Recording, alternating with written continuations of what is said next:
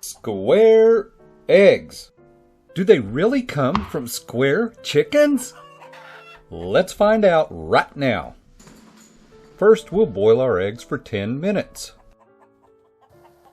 We'll take our hard-boiled eggs and cool the water down just a bit. We want the water warm.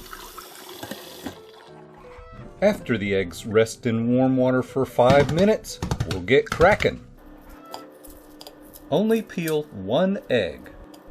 Now, this is where things get very interesting. Here's a device that'll make the egg square. Not kidding. We'll place the warm egg in the container. I screw down the cap and it squeezes the egg into a square shape.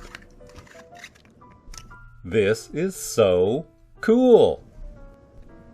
Now I'll place our container in the ice water for 5 minutes. I'll take it out of the ice water, take off the cap and remove the egg. Here's our first square egg. Woohoo! You're going to impress your friends. They're going to be amazed because you're so clever. If you want an egg cuber like this one, I'll leave a link in the description below. It's best to use large eggs. The small ones don't cube as well.